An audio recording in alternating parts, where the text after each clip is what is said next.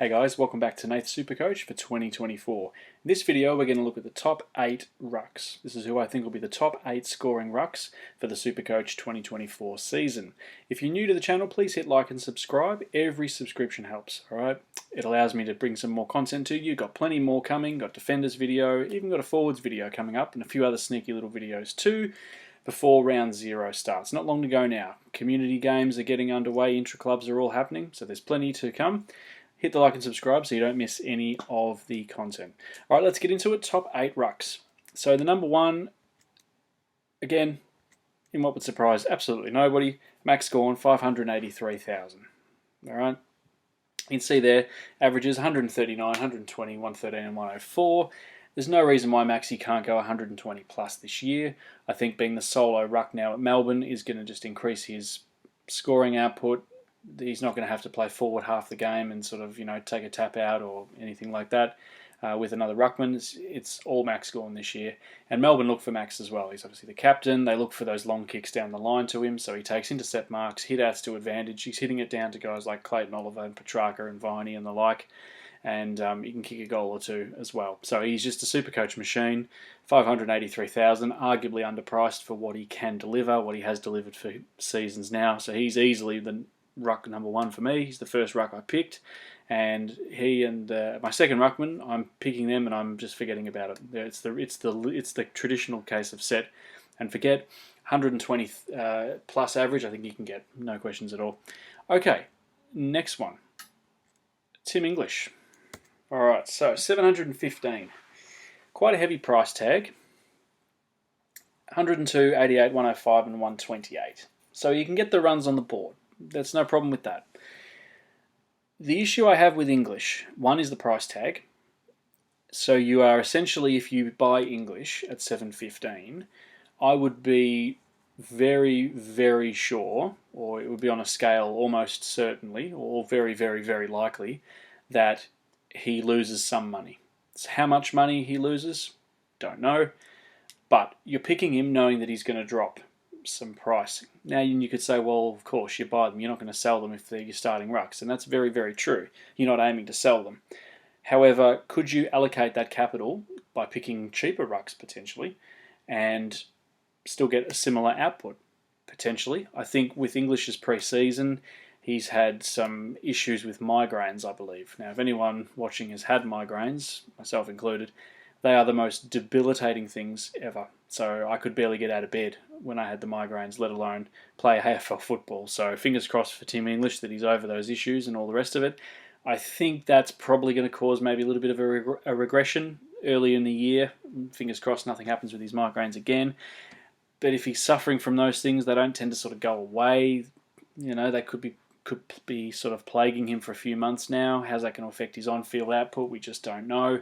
So I'd be sort of steering clear of English for that reason alone, but also his price tag is just, that's, you're paying 720 for Bont as well. So there's already 1.4 million out of your starting salary cap. So it's a lot of money.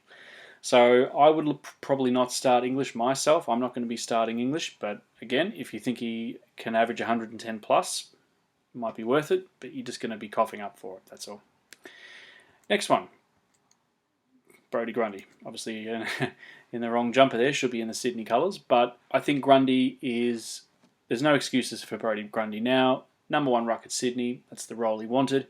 I was very surprised that Melbourne even tried to entertain the idea of Gawn and Grundy having one as a ruck and one as a forward, and then of course when it didn't work out, it was like, well, yeah. I think everyone could see that it just wasn't going to work, because Brodie Grundy is an elite ruckman. Like, yes, last year his average of 86, but he played games in the VFL, so don't know whether that was handled as well as it could have in hindsight. I think anyway, he's back, he's up Sydney now, so then their number 1 ruckman, I think he can get 110. He's at 481,000, I think also a very, very good selection cheap for his potential output. I mean, if we go back to the COVID year, it was 120 average. So he's got the runs on the board. He's been number 1 or number 2 ruck for many people for almost 8 years now. So I'm definitely looking at Grundy. Next one, bit of a pod, Rowan Marshall. So I was at the Bombers game. This is recorded the Friday night of the Bombers practice game. against St Kilda at RSCA Park. So I was out there today, saw Marshall. He did quite a few good things. The only knock on him again would be his injury history / injury prone. If you can stay on the park all year, can't see why he can't go 110 plus. I mean, he went 114 last year, so there's no reason why he can't do it. Maybe a bit of an elevated price tag when you can get similar output from McGrundy. But if you're looking for a point of difference, then Marshall's a good one to choose as well. Okay, so we have Jared Witts, 593 at the Gold Coast. So again, pretty consistent average, 93 to 87, bit of a regression there, all the way up to 109 and 106. So you think, okay, on those figures, I think he can go 105. He's done it last year and the year before. Nothing to say that he can't. The big unknown, I think, for Witts, and almost for the Gold Coast too, is what are they going to be playing like under Hardwick? Is it going to change drastically, or is it just going to be small little tweaks? And then how does that affect a few of the puzzle pieces? Noah Anderson, Matt Rowell, Tuke Miller, for example, Flanders. How does it affect them? How's it going to work? We're not sure.